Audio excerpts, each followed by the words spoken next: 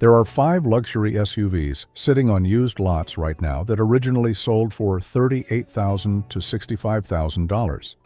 And you can buy one today for less than a used Honda Civic.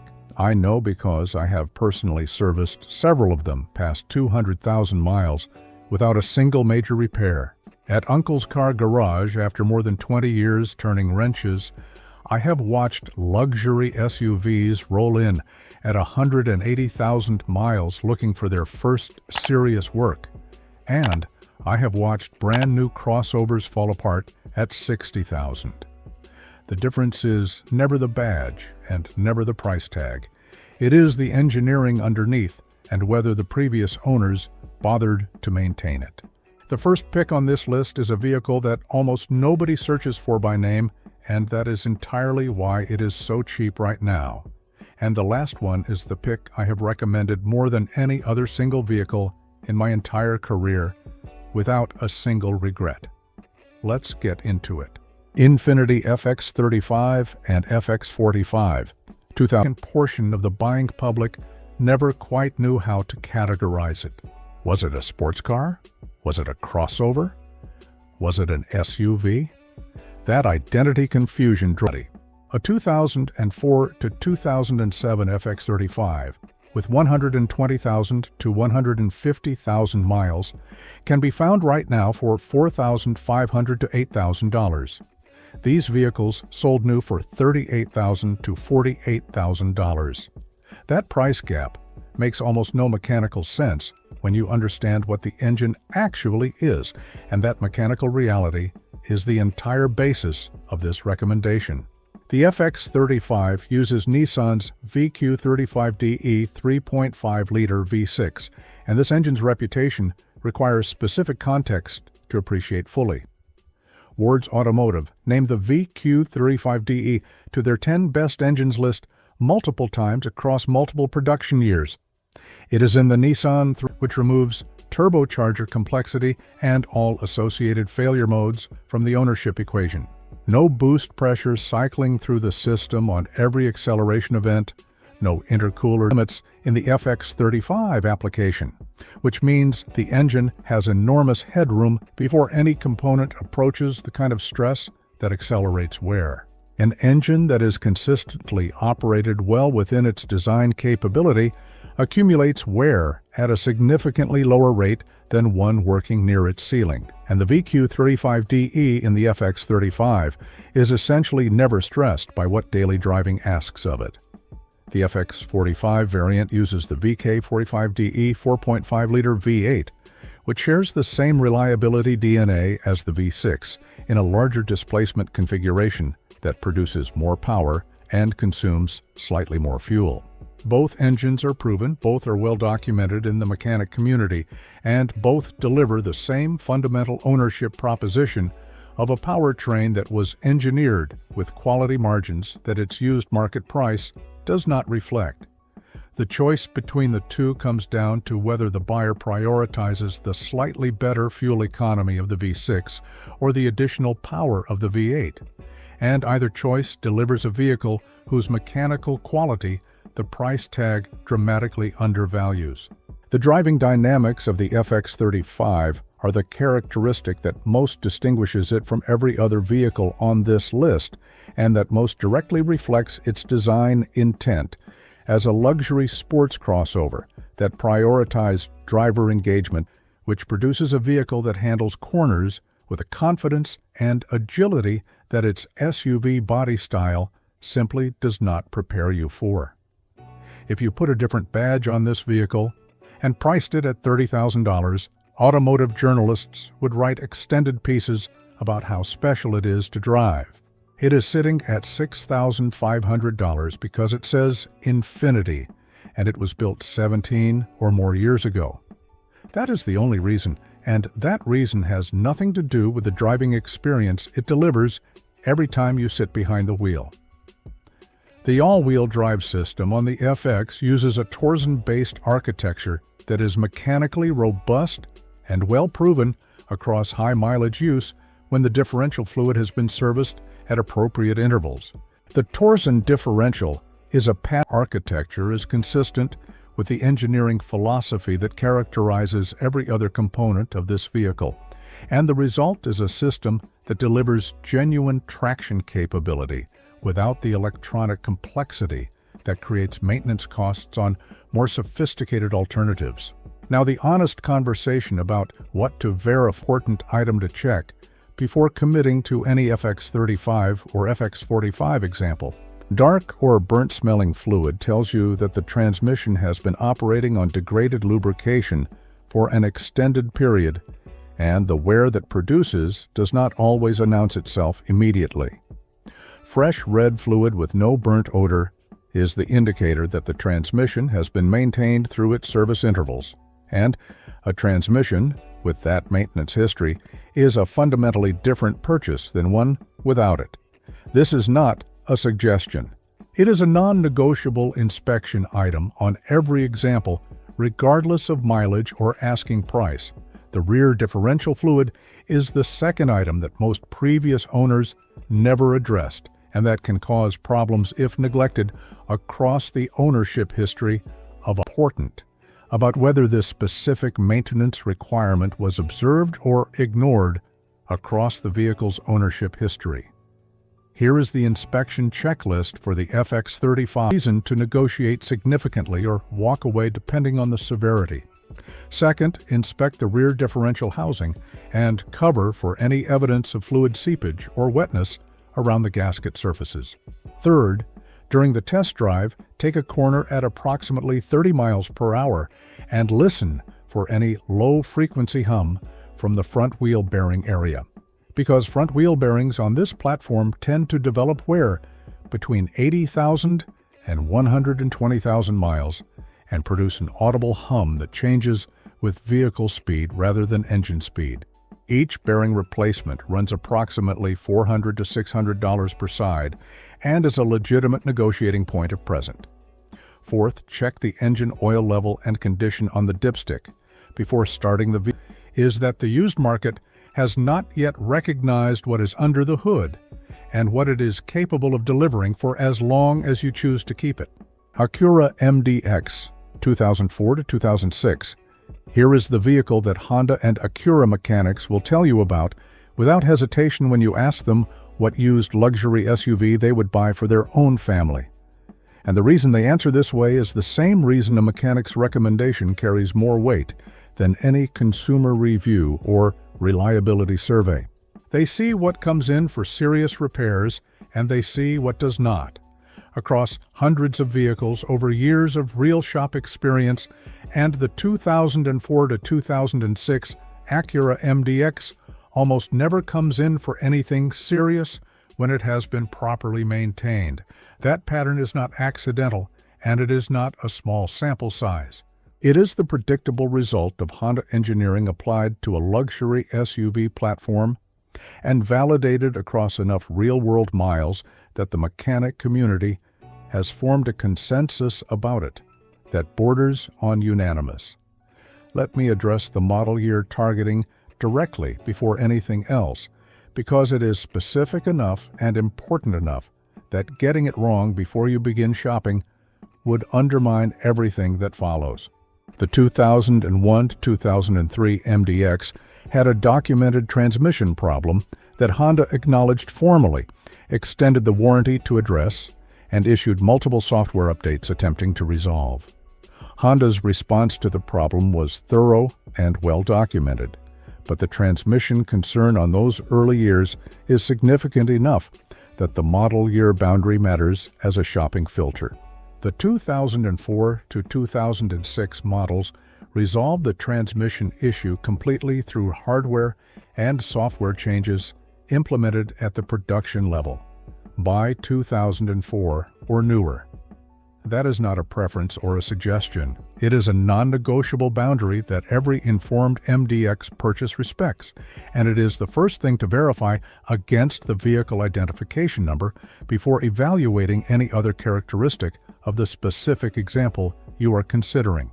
The engine in the 2004 to 2006 MDX is Honda's 3.5-liter J-Series V6, part of the same engine family that powers the Honda Odyssey minivan and the Honda Pilot across multiple production years and millions of accumulated miles. The J-Series V6, with VTEC variable valve timing, is naturally aspirated, which removes turbocharger complexity and boost-related failure modes from the ownership equation entirely.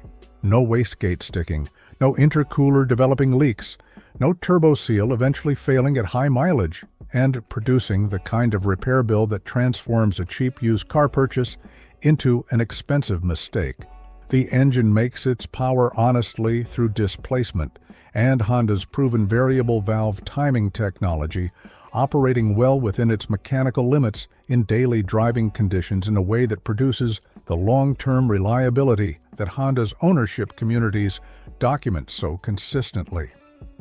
The timing system uses a belt rather than a chain, and this is the one maintenance item that requires specific planning before purchase and ongoing awareness during ownership. Honda specifies timing belt replacement at 105,000 miles, and this service is so thoroughly documented and so routinely performed by Honda and Acura shops that a properly maintained MDX with service records confirming the belt was replaced on schedule represents a non-issue in terms of ongoing risk. The belt replacement kit, including the water pump, runs approximately $650 in parts and labor at a competent independent shop, and this cost needs to be factored into the purchase decision on any example approaching or past 105,000 miles without documented belt service. On an interference engine, a timing belt that fails does not leave you stranded. It causes internal contact between pistons and valves that produces catastrophic and irreparable engine damage. A receipt confirming belt service is the minimum acceptable confirmation, and a seller who cannot produce it on a high-mileage example is a seller whose vehicle carries a risk that needs to be priced into any offer made. Current pricing on a 2004 to 2006 Acura MDX with 130,000 to 160,000 miles runs $5,500 to $9,000 in most markets. The original MSRP on these vehicles was $37,000 to $43,000. You are buying a luxury SUV from a brand that consistently finishes at the top of long-term reliability studies for less than a quarter of its original purchase price, and the mechanical quality that justified the original price is still present in the vehicle you are evaluating on the used lot today. That value proposition is not complicated once you understand what the MDX actually is under the Acura badge and what the J-Series V6 is capable of over a long ownership horizon. The all-wheel drive system on the MDX uses Honda's super-handling all-wheel drive architecture on certain configurations, which actively distributes torque, not just between front and rear axles, but between the individual rear wheels based on driving conditions and steering inputs. This is a more sophisticated and more capable system than the passive on-demand all-wheel drive setups used by some competitors, and it delivers a level of dynamic capability and traction confidence in adverse conditions that the MDX's luxury SUV category and its relatively modest price in the used market do not prepare you to expect. Testing the all-wheel drive system during the pre-purchase inspection is a specific and important step because the rear differential that the system depends on can develop issues if the differential fluid was never changed across the ownership history of a high-mileage example. The practical characteristics of the MDX serve a buyer who needs genuine three-row capability in a luxury package at a price that competes with mainstream used vehicles rather than used luxury alternatives. The third row is sized for children or occasional adult use rather than regular full-size adult occupancy, which is an honest description of how most three-row buyers actually use that row in daily life. The second row is genuinely spacious and comfortable for adult passengers on extended drives. The cargo area with all rows in use is limited but functional, and with the third row folded, the cargo capacity becomes genuinely useful for the regular hauling that a family SUV handles throughout a typical week. The interior of the 2004 to 2006 MDX reflects the Acura brand's position in the Honda hierarchy, with materials and design quality that were competitive with German luxury alternatives when these vehicles were sold new, and that remain noticeably above the mainstream used market alternatives available at the same price point today. The controls are logical and physical in their operation, without the touchscreen menu complexity that some more recent luxury vehicles require you to navigate during driving. The overall impression is of a vehicle that was engineered and built with genuine care for the person using it rather than for the marketing photograph that would sell it. Here is the inspection checklist for the 2004 to 2006 MDX in priority order. First, confirm the model year is 2004 or newer against the vehicle identification number before evaluating anything else. This is the most important single detail in the entire MDX purchase decision. Second, ask for timing belt service documentation and treat a receipt as the minimum acceptable confirmation on any example approaching or past 105,000 miles. If no documentation is available and the mileage is above the service threshold, factor the complete belt service cost into your offer without negotiation. Third, test the all-wheel drive system in a large empty parking lot by making slow, tight circles in both directions and listening and feeling for any binding, grinding, or hesitation from the rear differential, which is the earliest symptom of rear differential wear that pre-purchase inspection can detect. Fourth, look for a complete service folder with documented maintenance history. The MDX was marketed to and purchased by upper-middle-class families who tended to maintain their vehicles carefully and keep records of that maintenance. Those service folders exist in the market. Take the time to find an example that has one, and you will have significantly reduced the ownership uncertainty that any high-mileage used vehicle carries at the point of purchase. Volvo XC90, 2003 to 2014. Let me be direct about the primary argument for this vehicle before any engine specification or pricing data, because the primary argument is not about reliability ratings or ownership costs or badge value. It is about what happens to the people inside the vehicle in the worst possible scenario. And for a buyer whose family rides in their SUV regularly, that argument belongs at the front of the conversation rather than mentioned as an afterthought after the powertrain discussion. The first-generation Volvo XC90 has one of the highest roof strength ratings of any vehicle produced during its era. It had standard side curtain airbags from the first model year in 2003, at a time when most competitors still listed curtain airbags as a paid option on selected trim levels.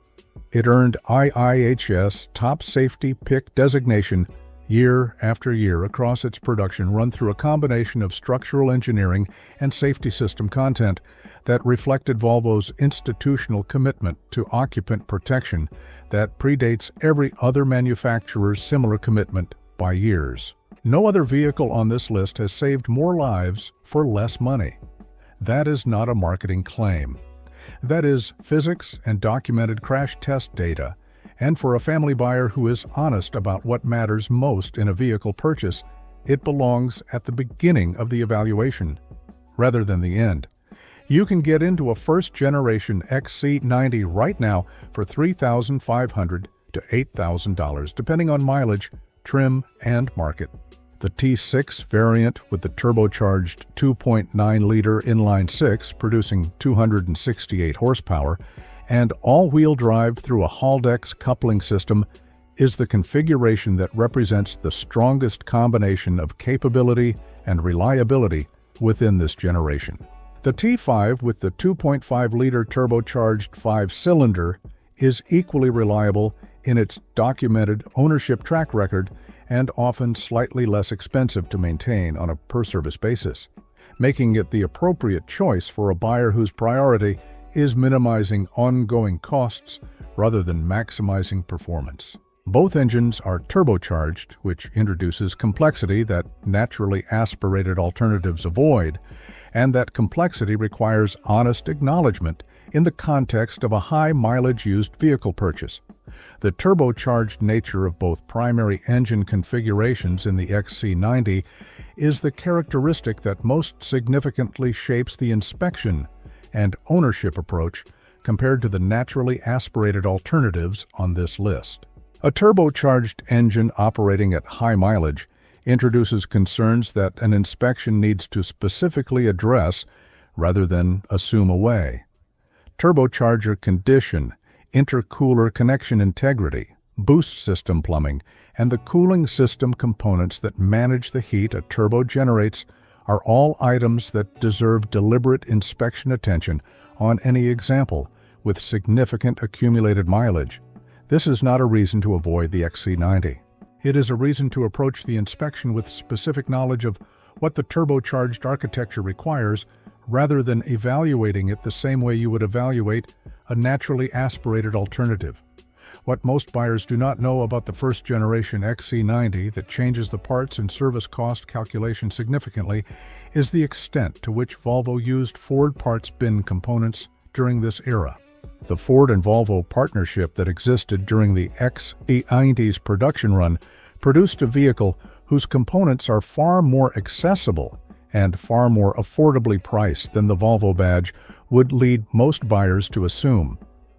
Independent repairs on this generation XC90 are surprisingly affordable compared to what a buyer with no knowledge of the platform would budget for a luxury vehicle from a European manufacturer. The ACEN automatic transmission used in this generation is a component that ACEN supplies to multiple manufacturers, including Toyota, and its architecture and service requirements are familiar to independent mechanics who have worked on any vehicle using ACEN transmission technology. That parts availability and mechanic familiarity keep service costs at a level that the Volvo badge on the hood does not prepare you to expect. There are specific model year concerns within the first-generation XC90 production run that require direct attention before shopping. The 2003 and 2004 models had electronic throttle module issues that could cause unexpected stalling under certain operating conditions. Volvo issued a recall to address this concern, and the overwhelming majority of affected examples have had the recall completed by now, given the years that have passed since the recall was issued.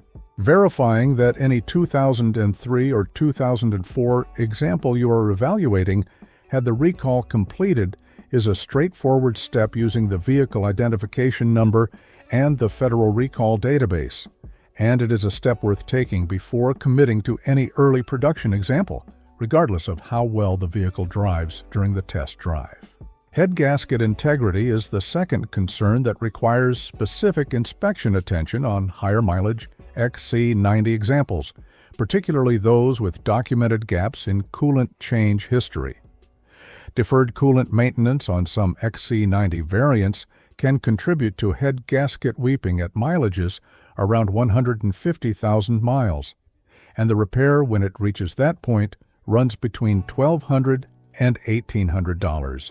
This is not a failure that occurs without warning or without contributing factors, and a vehicle with documented coolant service history at appropriate intervals is significantly less likely to develop this issue than one with gaps or neglect in its maintenance record.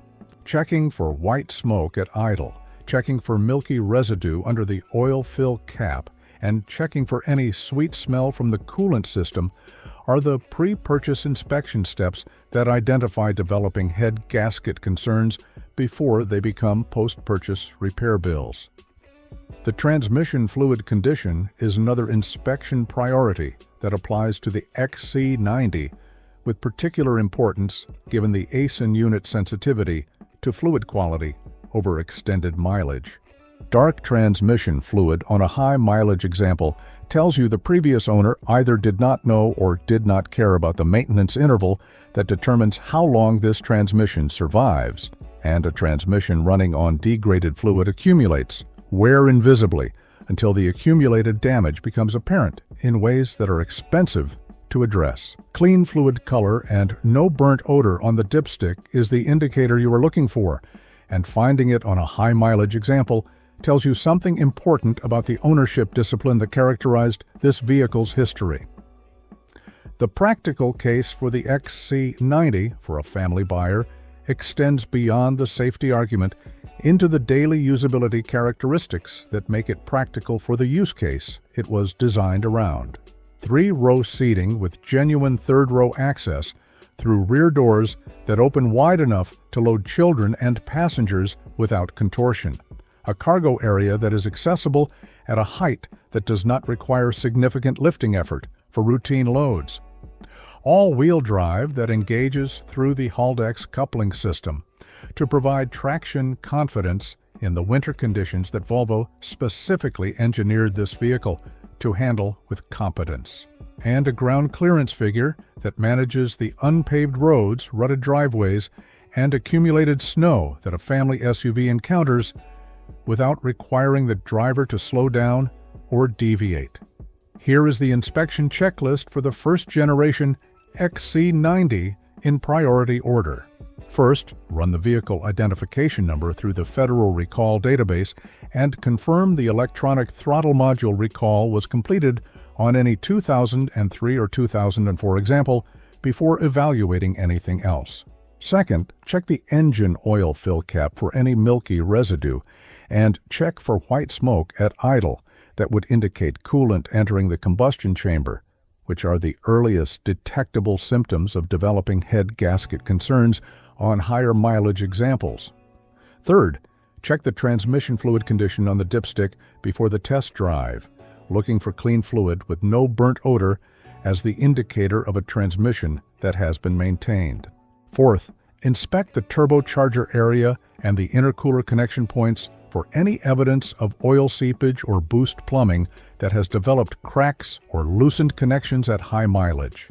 A first-generation XC90 with a completed recall on early examples, clean fluid throughout, a sound cooling system, and a verified turbo and intercooler is a vehicle that delivers safety credentials no other vehicle at this price approaches, in a package that accommodates a family's real daily needs with a practicality and capability that $3,500 to $8,000 has no business buying.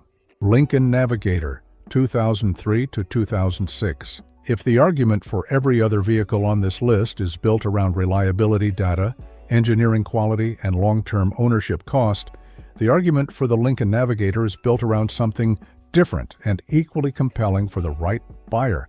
Maximum sheer luxury per dollar spent. Not the most reliable vehicle on this list. Not the lowest ownership cost. The most interior luxury, the most feature content, the most genuine full-size presence, and the most recognizable American luxury badge available in the used market for under $10,000, delivered in a package that shares its mechanical foundation with one of the most common and most thoroughly supported truck platforms in American automotive history.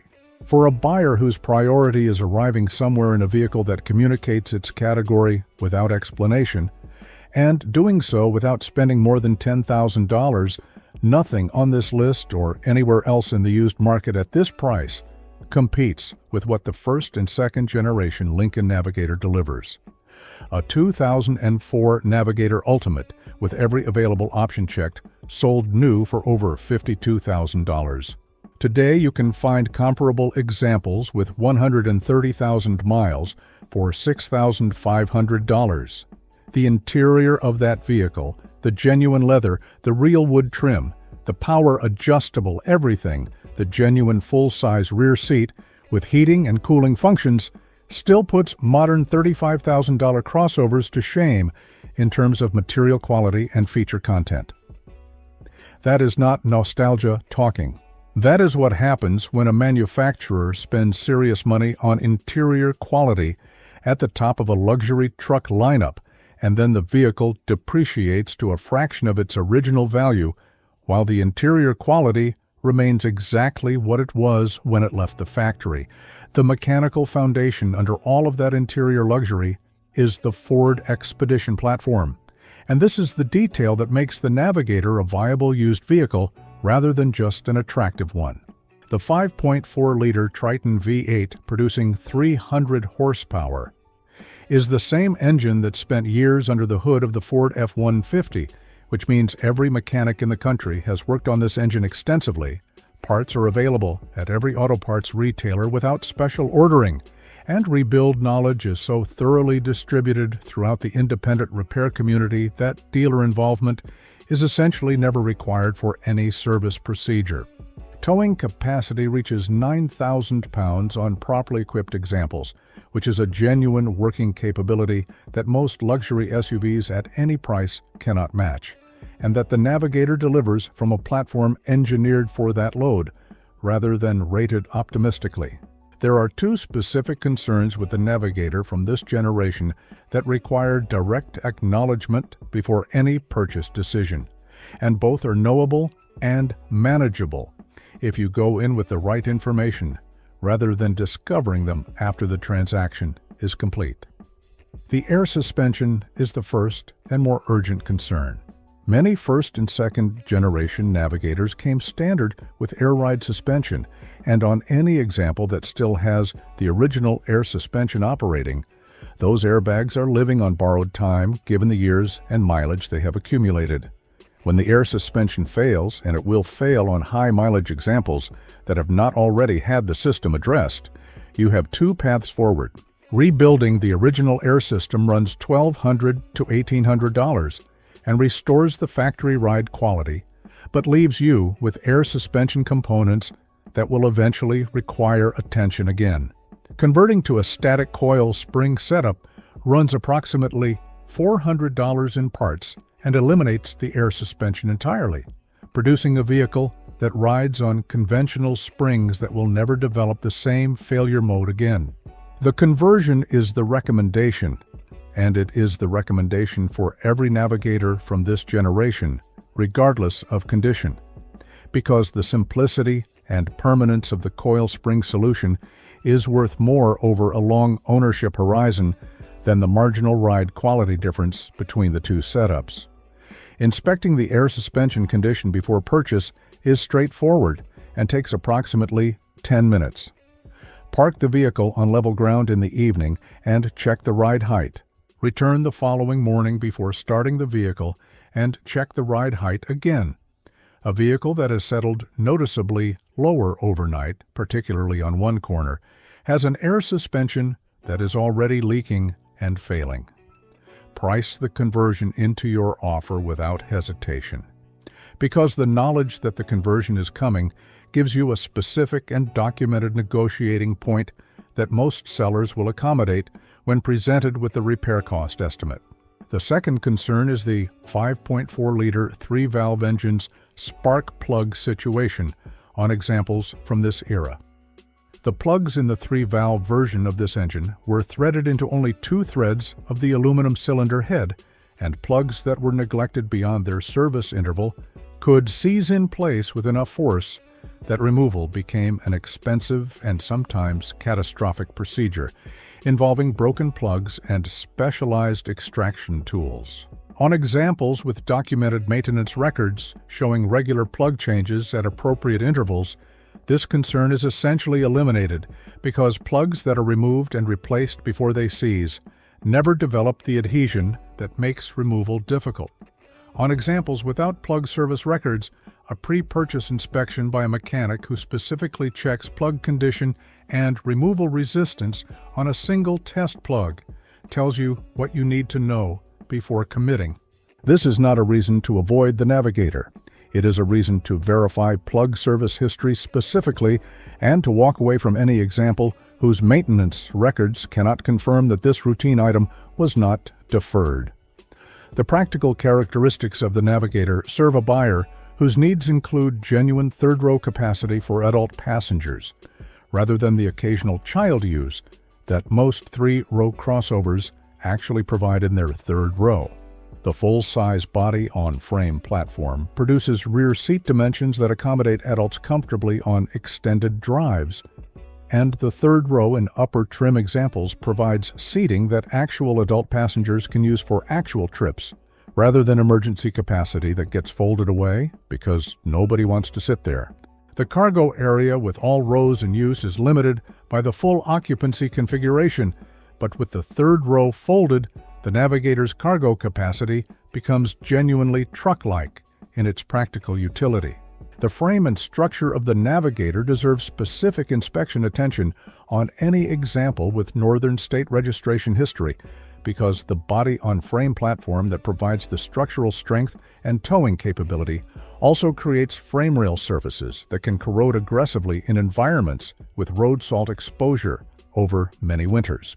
On thorough undercarriage inspection, looking at the frame rails from front to rear, the floor pan, and the structural cross members is the appropriate level of inspection for any Navigator from a region where this concern is documented and relevant. Here is the inspection checklist for the 2003 to 2006 Navigator in priority order. First, check the air suspension by parking overnight and returning in the morning to verify the vehicle has maintained its ride height without settling, which tells you whether the air system is currently holding pressure or already failing. Second, ask specifically about spark plug service history on the 5.4-liter 3-valve engine and verify it in the maintenance records rather than relying on the seller's recollection. Third, inspect the frame rails and undercarriage carefully on any example with Northern State registration history, looking at the structural steel rather than just the visible surface rust that affects appearance without compromising integrity.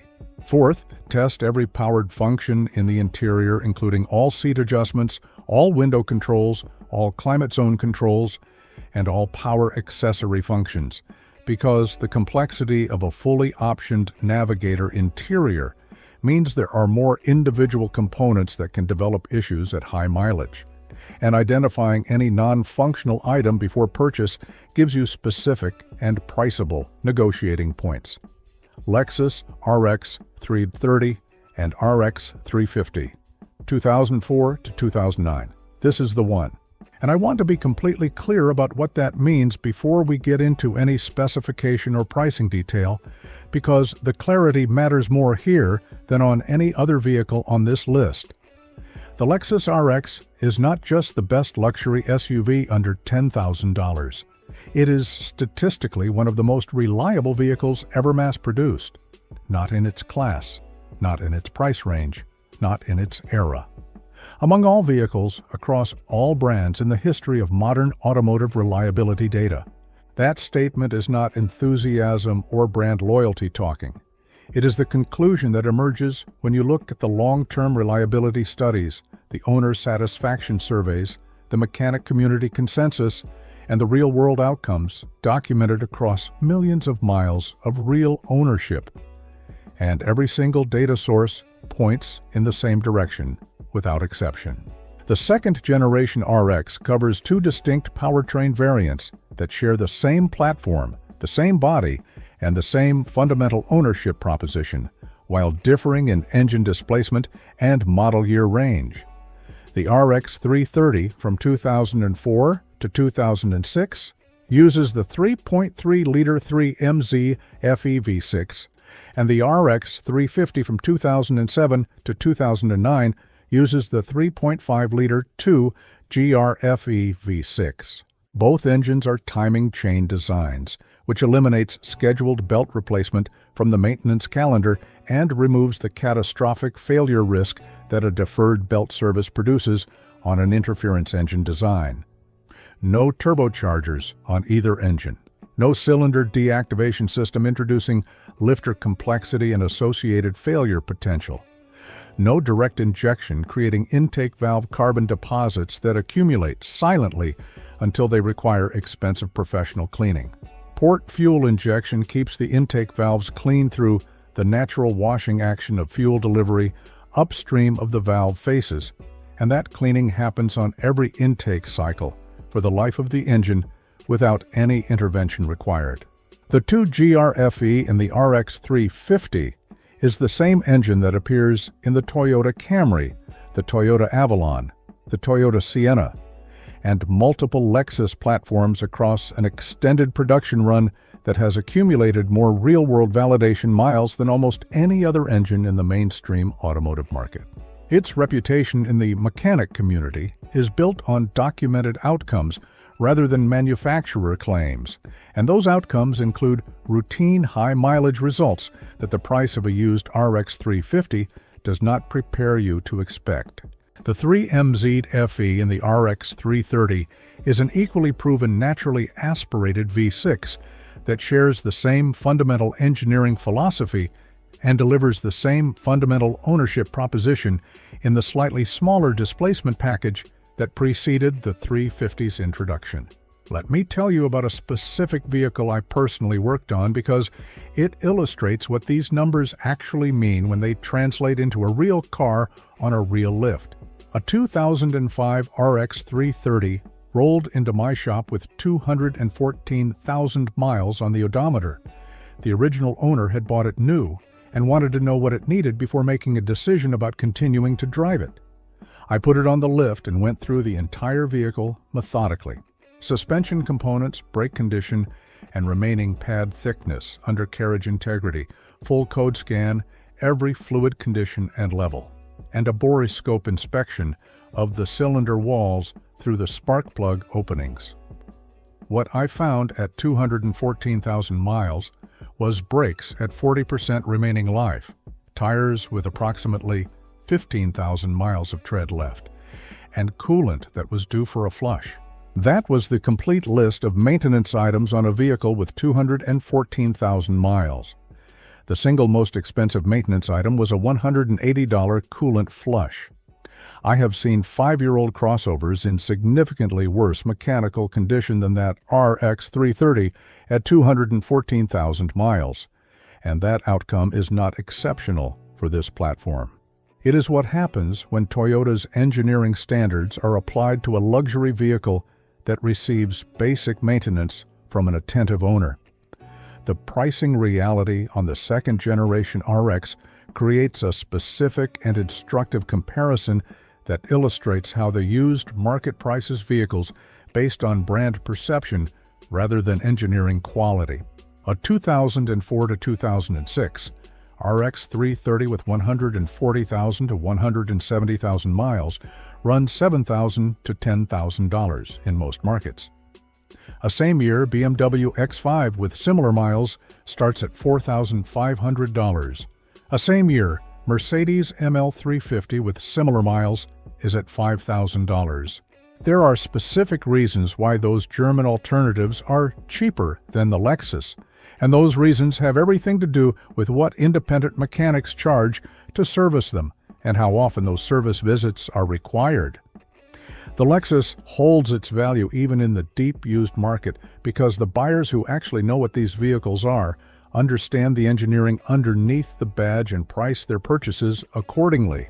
The gap between the Lexus and its German alternatives at this mileage range is not a premium for the badge. It is an accurate reflection of what the ownership experience costs over the next 100,000 miles. RepairPal ranks the Lexus RX consistently among the top vehicles in owner satisfaction for the luxury SUV segment. Average annual maintenance costs run approximately $550, which is lower than the average for mainstream compact SUVs and dramatically lower than European luxury alternatives in the same model year range. That number is not a theoretical figure derived from manufacturer-recommended service schedules.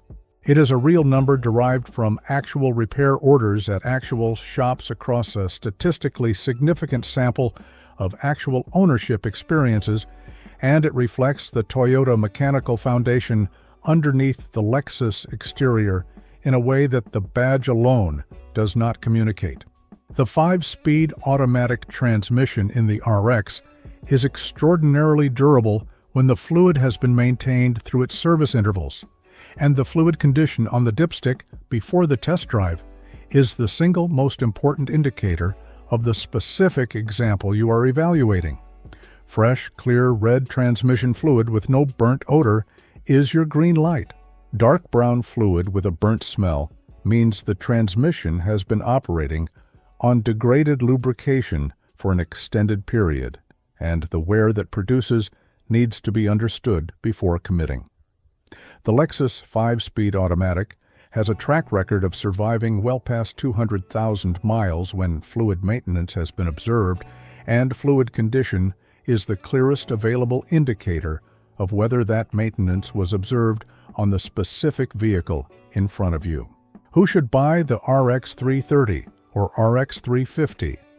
Anyone who wants a luxury vehicle they can drive for the next 100,000 miles without the anxiety that comes from owning a vehicle whose repair costs and reliability trajectory are uncertain. Anyone who wants genuine Lexus quality and genuine Lexus ownership experience without the Lexus new car price. Anyone who wants to look like they spent $35,000 while writing a $9,000 check. Who should not buy it? If you need 3-row seating for regular adult passenger use, the standard RX is a 2-row vehicle, and the GX is the appropriate Lexus alternative for that requirement. If you need towing capacity above 3,500 pounds, the RX platform is not engineered for heavy towing, and a body-on-frame alternative is the appropriate choice.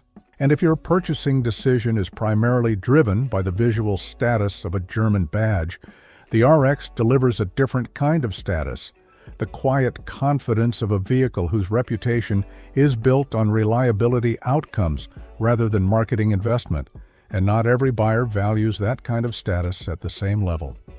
Here is the inspection checklist for the RX 330 and RX 350 in priority order. First, check the transmission fluid on the dipstick before the test drive and treat fresh red fluid as your green light and dark, or burnt fluid as a reason to negotiate significantly or walk away. Second, check for VSC and traction control warning lights on the dashboard, because high-mileage examples can develop ABS wheel speed sensor issues from road debris and corrosion, with each sensor running approximately $80 and being straightforward to replace but worth negotiating into the purchase price if present. Third, check the driver's side seat heating element function during the test drive, because this component fails on worn examples and costs approximately $200 to address and is a specific and verifiable negotiating point if not functioning. Fourth, and this is the advice that produces the best RX purchases, find an example with complete service history documentation and a clean vehicle history report. I have put more customers into this vehicle than any other single recommendation in my career.